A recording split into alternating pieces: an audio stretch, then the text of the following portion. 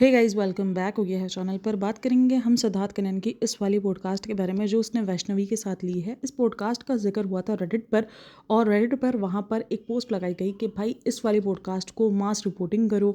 उस पर एलिगेशन लगे हुए हैं सिद्धार्थ शुक्ला पर, जबकि अब सिद्धार्थ शुक्ला है ही नहीं, तो इस किस्म के एलिगेशन क्यों लगाए गए।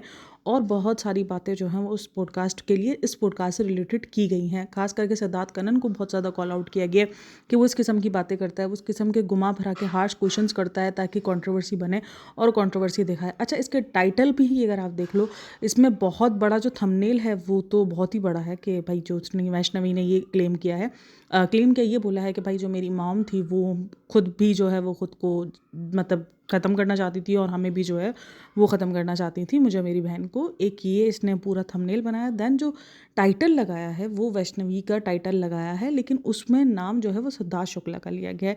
Siddharth Shukla used to abuse Rashmi Desai and Jasmin. तो जो इसका टाइटल है ना वो बहुत ज़्यादा लोगों को कंट्रोवर्शियल लगा है, और जो उस पॉडकास्ट में बातें हुई हैं सिद्धार्थ शुक्ला से रिलेटेड, रश्मि देसाई से रिलेटेड, वो बहुत ज़्यादा अजीब लगी हैं लोगों को। और इसमें वैष्णवी को बहुत ज़्यादा कॉल आउट किया गया है कि भाई आपका कुछ टाइम पहले तो मुद्दा कुछ और था, उसका 2019 का एक और वीडियो सर्कुलेट किया जा रहा है जिसके अंदर वो उससे बिल्कुल अपोजिट बात कर रही है जो इस वक्त वो इस वाले पॉडकास्ट में कर रही है।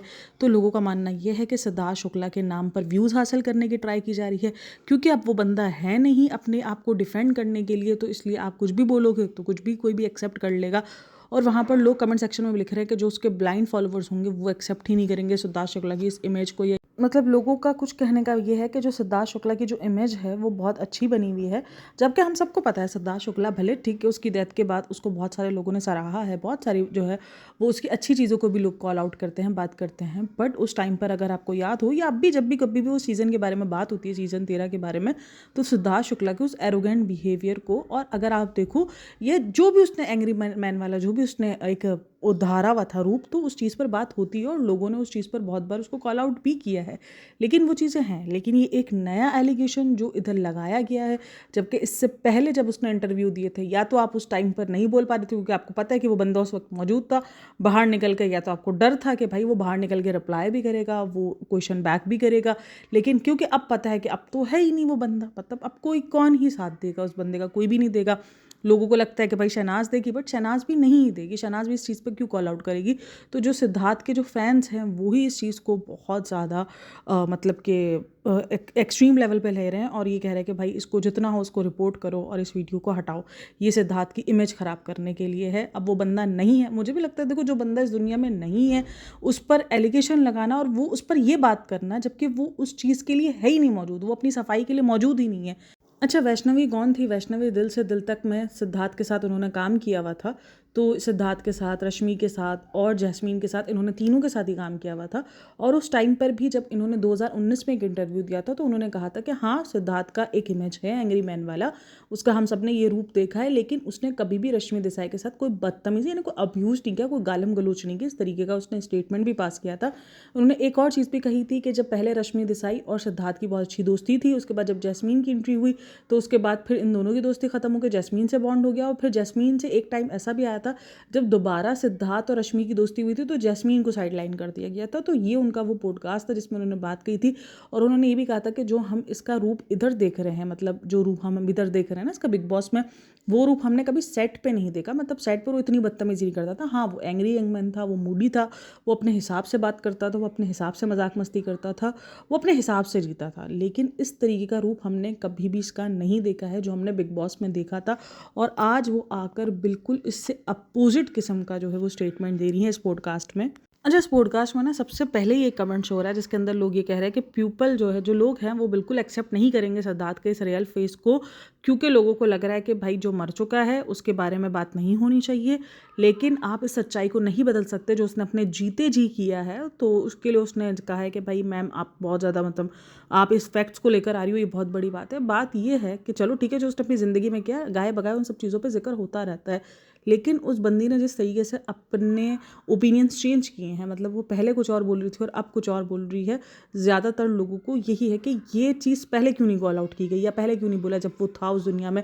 और जब आपसे पूछा भी गया था कि क्या इस तरीके का बिहेवियर देखा, तो आपने कहा नहीं नहीं नहीं, मैंने तो कभी नहीं देखा इस तरीके का बिहेवियर, कभी भी नहीं। और आज आप कह रही कि हाँ उसने जो है वो ये सारी चीज़ें की हैं। तो ऐसा तो नहीं है कि बिग बॉस के बाद उसने वैष्णवी के साथ काम किया तो उसका रियल फेस दिख गया और फिर अब वो बोल रही है। लोगों को ज़्यादा जो ऑप्शन, जो लोगों को जो गलत लगा है वो यही लगा है कि आपने पहले ये बात क्यों नहीं की, क्योंकि आपसे पहले पूछी गई थी ये बात, आपने मना किया, आपने कहा कि नहीं नहीं वो बहुत ज़्यादा रिस्पेक्टफुल रहता है वुमेंस के, और आज अब वो कह रही हो कि वो बहुत ज़्यादा डिसरिस्पेक्टफुल रहा है वुमेंस के लिए।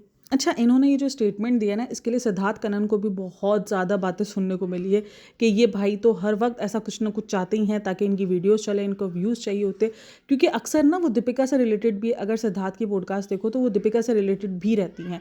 मतलब उस पूरी पॉडकास्ट में सिर्फ एक पोर्शन होगा दीपिका के ऊपर, लेकिन वो टाइटल और थंबनेल इस तरीके का लगाएंगे ताकि लोगों को लगे यार इसमें दीपिका डिस्कस हुई है। और वो तकरीबन जिसका दूर दूर तक भी, मतलब दूर दूर तक को ऐसा लेना देना भी नहीं होता, तो वो ट्राई करता है कि दीपिका से कोई ऐसा लिंक मिल जाए। तो इसलिए लोगों को लगता है कि भाई इसका कुछ दीपिका के साथ सीन है, और जो दीपिका के एक्स हस्बैंड है उसके साथ इनकी कोई दोस्ती वगैरह सिद्धार्थ की। तो ये बंदा हर बार इस चीज़ को लेकर भी कॉल आउट होता है, और इस बार भी बहुत ज़्यादा कॉल आउट कर रहे हैं कि भाई ये सिद्धार्थ कनन खुद ऐसा मतलब कि डेस्परेट कर देता है लोगों को कि ये बात कर रहे हैं, या इतना ज़्यादा मजबूर कर देता है कि वो इन सारे टॉपिक्स पर बात हो और उसको व्यूज़ मिले।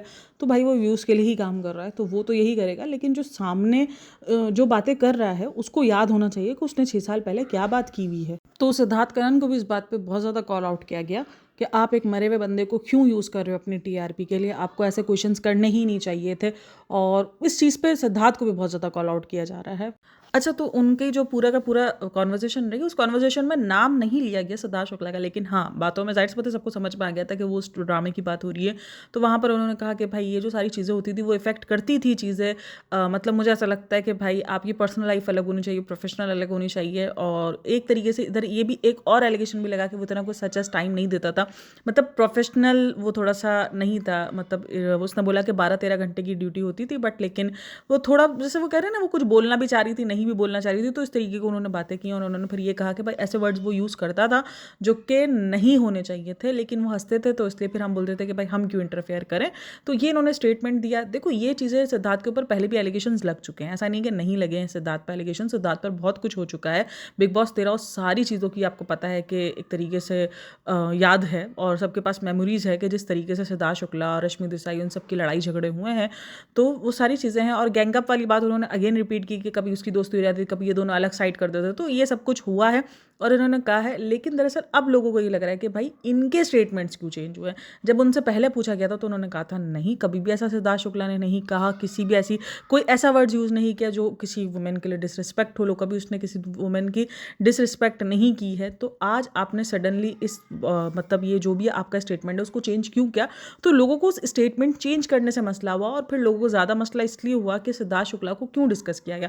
अब उनके शो डिस्कस हो रहे थे, उस शो के दरमियान ये सारी चीज़ें डिस्कस हुई हैं, और लोगों को लग रहा है भाई सिद्धार्थ कनन ने जान के निकलवाया है। बट लेकिन उसने तकरीबन शोज़ को डिस्कस किया, उसकी लाइफ को भी डिस्कस किया है, उसकी माँ के बारे में भी इतना बड़ा स्टेटमेंट आया। तो ये सारी चीज़ें भी डिस्कस हुई हैं उस पूरी पॉडकास्ट में। लेकिन जो फैंस हैं वो नाराज़ हो गए, और ज़्यादा नाराज़ इसीलिए हो गए क्योंकि सिद्धार्थ शुक्ला अब डिफेंड करने के लिए नहीं, और उस बंदी ने अपने ओपिनियन को चेंज किया, इसीलिए लोगों को ज़्यादा वो चीज़ फील हो रही है। और कमेंट सेक्शन पे अगर आप उठाओगे तो कुछ लोग कह रहे हैं कि हाँ भाई वो अग्रेसिव था, वो एरोगेंट था, लेकिन उसका मतलब ये नहीं है कि आप कुछ भी बोल दो। वो एक तरीके से बदतमीज़ी खुद सामने से नहीं करता था जब तक कोई उसको छेड़ता नहीं था, जब तक कोई उसको कुछ बोलता नहीं था। हाँ, जब कोई अगर उसके सामने आकर लड़ाई करता था या कोई उसको बोलता था तो फिर वो बिल्कुल भी किसी को बख्शता नहीं था। वो सबको पता है कि जो अल्फाजों को ट्विस्ट भी वहाँ दिया गया है बिग बॉस में, देखो अल्फाजों को ट्विस्ट दिया गया है। अभी मैं ना रिसेंट सोच रही हूँ कि मैं थोड़े टाइम बाद ना बिग बॉस 13 के सीज़न को ज़रूर जो है वो रिव्यू करूँगी, उस पर हम ज़रूर डिस्कस करेंगे। तो उन सारी चीज़ों में वो सारी चीज़ें आएंगी जब जिस तरीके से अल्फाजों को ट्विस्ट दिया गया था और जिस तरीके से ये समझा गया था वो समझा गया था, उन सारी चीज़ों पर बात करेंगे।